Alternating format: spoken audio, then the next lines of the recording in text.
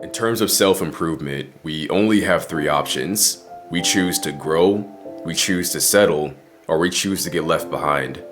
And they're all three are choices, whether we choose to grow, settle, or get left behind. That's all our own doing. We live in a society now where it's very much independent, I would say. Very prideful, very egotistical. And it's very common to just be in your own head. No, it's never your own fault. It's always how you're feeling and how someone else should care about that. It's always, if someone doesn't like you, it's always what they're doing. That's their loss. There's nothing I can change about myself. That's always their loss. That's just not the way we should be, because life can't function like that. That's why there's so much disarray now. That's why there's so many people that just can't, like so many socially awkward people. So many people that can't get into a relationship and understand how to make things work. A friendship, a relationship, whatever it may be. It's just, for this specific topic, relationships tend to be the best example. Like, you ever been dumped and you go and tell your friend about it and they're always saying things like, oh, that's just so sad, like that's their loss. Don't worry, like there's nothing you could have done, that's their loss. Now, I know that, like, I'm not saying every single relationship is your fault. I know there are times when it's just like, man, this is just not gonna work out and it is what it is. But I'm saying, think long and hard about a relationship where you could have done better and someone told you that you could not do better.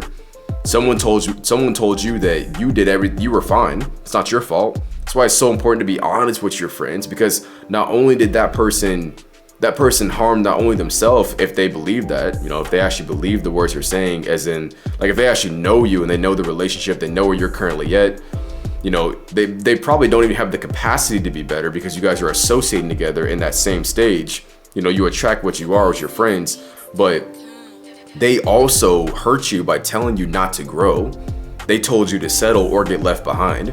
You got left behind and now they're telling you to settle.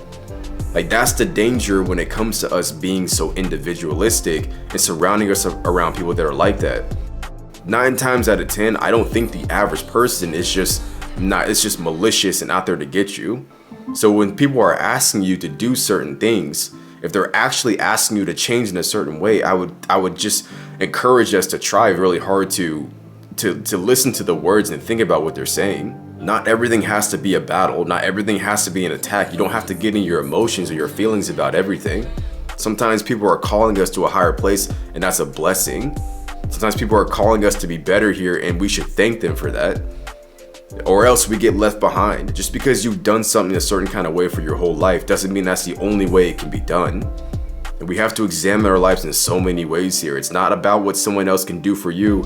It's about what you can do for someone else. Being mediocre is like a cancer to society.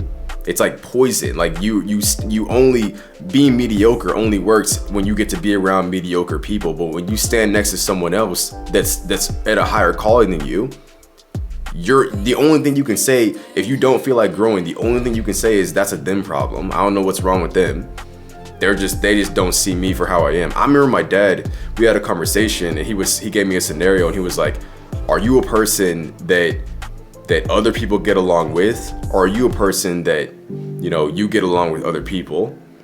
And think about the question, think about the way he asked that. The correct answer is to be the person that gets along with other people. Just think long and hard about why we're not okay with being our best self.